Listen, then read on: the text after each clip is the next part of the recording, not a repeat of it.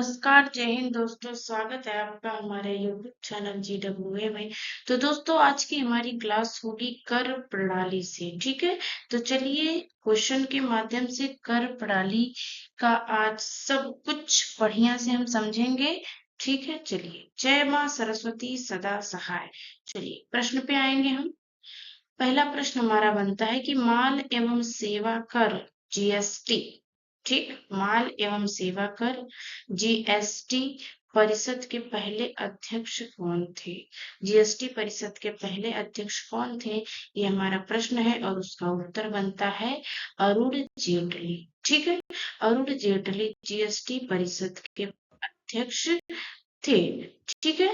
चलिए करेंगे अगले प्रश्न की। अगला प्रश्न आता है कि निम्नलिखित में से कौन भारत में एक अप्रत्यक्ष कर है?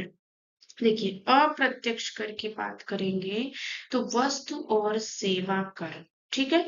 वस्तु और सेवा कर यही आपका एक अप्रत्यक्ष कर है, ठीक है।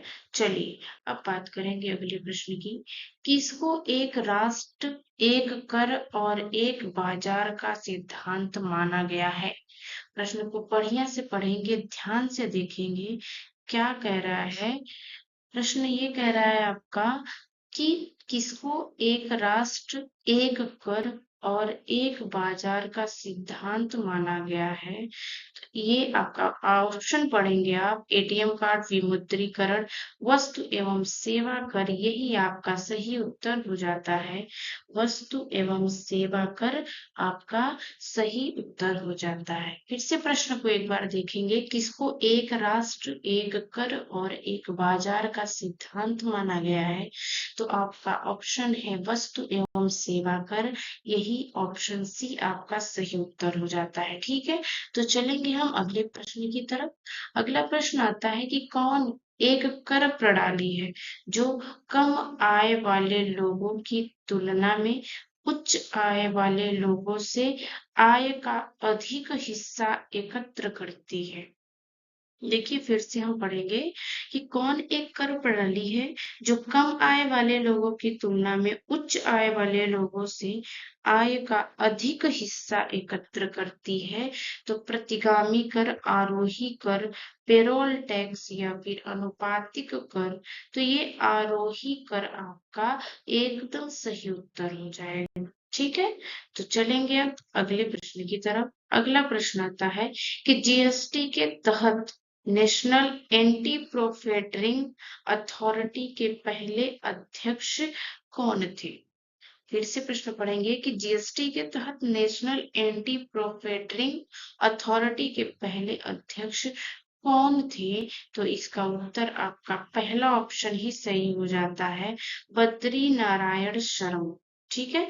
बद्री नारायण शर्मा आपका सही उत्तर हो जाएगा, ओके। चलिए अगला प्रश्न है कि भारत में मूल्य वर्धित कर किस वर्ष लागू किया गया था? भारत में मूल्य वर्धित कर किस वर्ष लागू किया गया था? तो इसका उत्तर आपका हो जाएगा 2005 में, ठीक है। 2005 से भारत में मूल्य वर्धित कर लागू किया गया, ठीक है। चलिए अब बात करेंगे अगले प्रश्न की। उत्पाद शुल्क की सरकारी विभाग से संबंधित है। उत्पाद शुल्क किस सरकारी, ठीक है, ये किस सरकारी विभाग से संबंधित है? तो उत्पाद शुल्क आपका राजस्व विभाग से संबंधित है, ठीक है। राजस्व विभाग से संबंधित है, ठीक। चलिए अब बात करेंगे अगले प्रश्न की। वर्तमान में वस्तु एवं सेवा कर नामक नई कर व्यवस्था के लिए उच्चतम प्रतिशत स्लैब कितना है?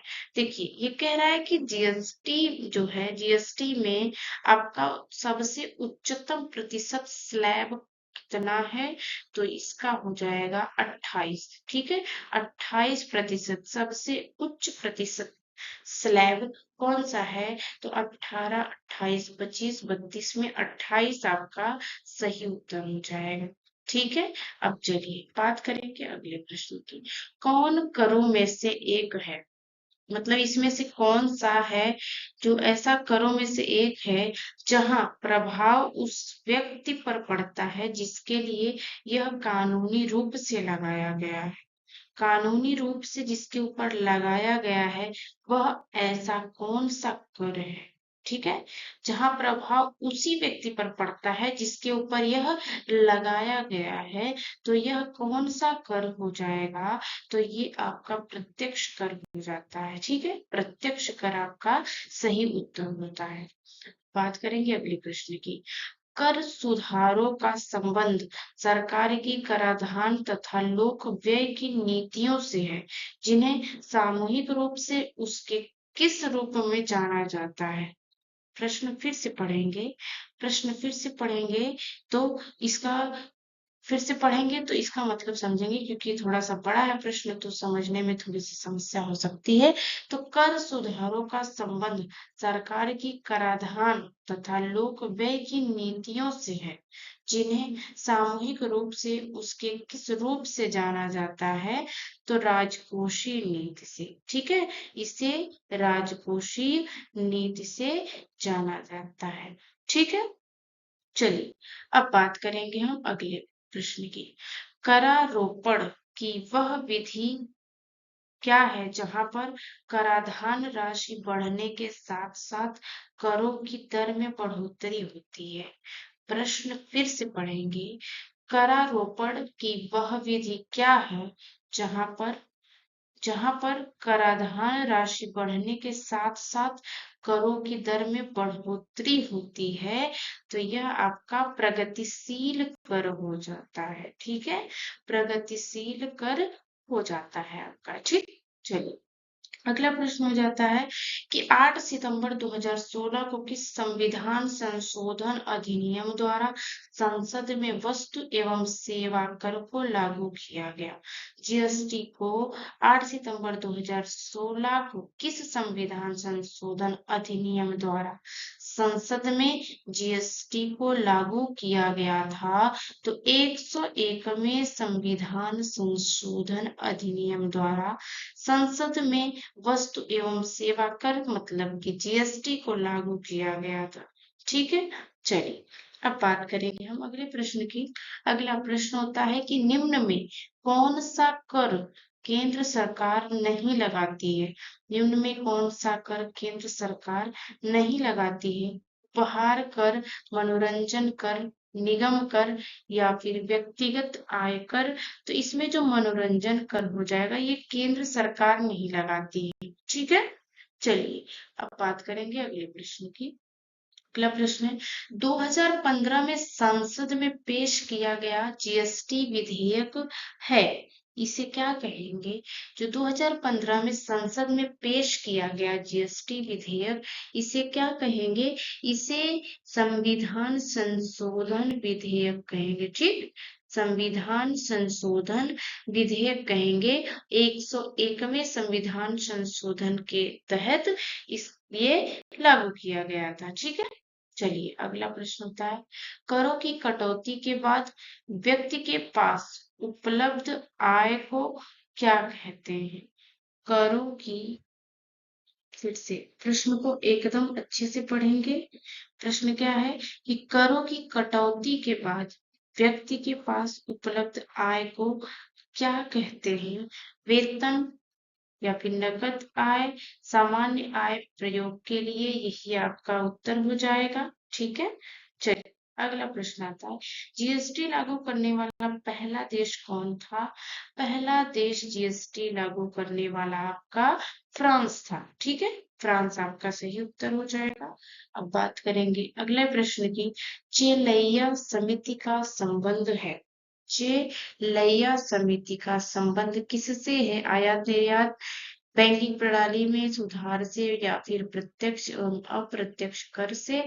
ऑप्शन सी आपका सही उत्तर होता है कि प्रत्यक्ष एवं अप्रत्यक्ष कर ही चेलैया समिति से संबंधित है, ठीक। चलिए अगला प्रश्न है निम्नलिखित में से कौन सा कर जीएसटी के अंतर्गत नहीं आता है? निम्नलिखित में से कौन सा कर जीएसटी के अंतर्गत नहीं आता है? तो ये आपका सीमा शुल्क हो जाता है। सीमा शुल्क आपका जीएसटी के अंतर्गत नहीं आता है। ठीक है, चलिए अगला प्रश्न है कि जीएसटी परिषद में कितने सदस्य होते हैं? तो जीएसटी परिषद में सदस्यों की संख्या 33 होती है। ठीक, 33 होती है सदस्यों की संख्या। अब बात करेंगे अगले प्रश्न की, भारत में कृषि आयकर लगाया जा सकता है? भारत में कृषि आयकर लगाया जा सकता है? इसका उत्तर हो जाएगा राज्य सरकार द्वारा।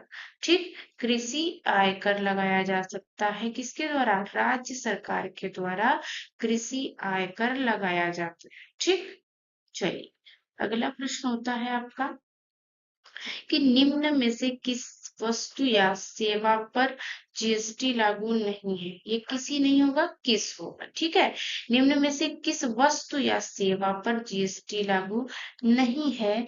तो ऑटोमोबाइल, रेस्टोरेंट सेवा, सैलून सेवा या फिर शराब। तो ये तो सबको पता है भैया कि शराब पर जीएसटी नहीं लगता है। ठीक है, शराब पर जीएसटी नहीं लगता है, ये आपको पता होगा। चलिए अगला प्रश्न आता है कि प्रथम बार सेवा कर भारत में किस वर्ष लागू किया गया?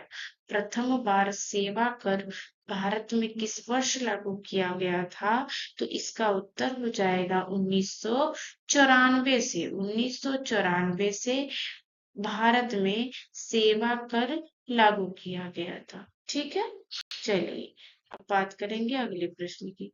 अगला प्रश्न आता है कि भारत सरकार के किस मंत्रालय ने वस्तु एवं सेवा कर अधिनियम 2017 का प्रकाशन किया है? तो देखिए इसका उत्तर होगा कि कानून और न्याय मंत्रालय द्वारा। ठीक है, भारत सरकार के वस्तु एवं सेवा कर का अधिनियम 2017 का प्रकाशन किसने किया? तो कानून और न्याय मंत्रालय ने। ठीक है, चलिए अब बात करेंगे अगले प्रश्न की। बहुत बेहतरीन प्रश्न आता है आपके सामने कि भारत में वस्तु एवं सेवा कर के अधीन आने वाले 4 कर दरें कौन सी हैं? इसमें से जो है कि 4 कर की दरें हैं। ठीक है, तो ये आपका कौन सा हो जाएगा? 3%, 6%, 18% और 28। 6%, 12%, 17% या फिर 28। लेकिन ये आपका हो जाएगा 5%, 12%, 18% और 28%। ठीक है, और आगे आपका 0% भी रहे। ठीक, प्रतिशत हो गया 5, 12, 18, 28। 5, 12, 18, 28। ठीक, 5, 12, 18, 28 ये आपकी क्या है? जीएसटी की दरें हैं। ठीक, चलिए अगला प्रश्न आता है। क्या है आपका अगला प्रश्न कि निम्न में से कौन सा अप्रत्यक्ष कर केंद्र सरकार के द्वारा वसूला जाता है? तो ये आपका पहला ही ऑप्शन होता है। क्या? पहला ऑप्शन ही होता है कि सेवा कर। ठीक है, सेवा कर आपका सही उत्तर होता है एकदम।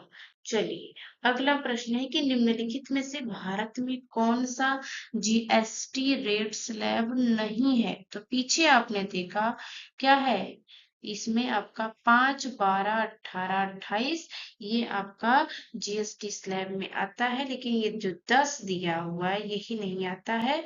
तो निगेटिव का निगेटिव। ठीक है, तो 10% ये आपका स्लैब में नहीं आता है। तो दोस्तों आपकी क्लास होती है यहीं पे समाप्त। और आपको क्लास अगर पसंद आई हो, क्वेश्चन आपको पसंद आए हो, तो क्लास को लाइक करेंगे, सबको शेयर करेंगे और चैनल पर पहली बार आए हो तो चैनल को सब्सक्राइब जरूर करेंगे। ठीक है, चलिए थैंक यू, मिलते हैं आपसे अगली क्लास में।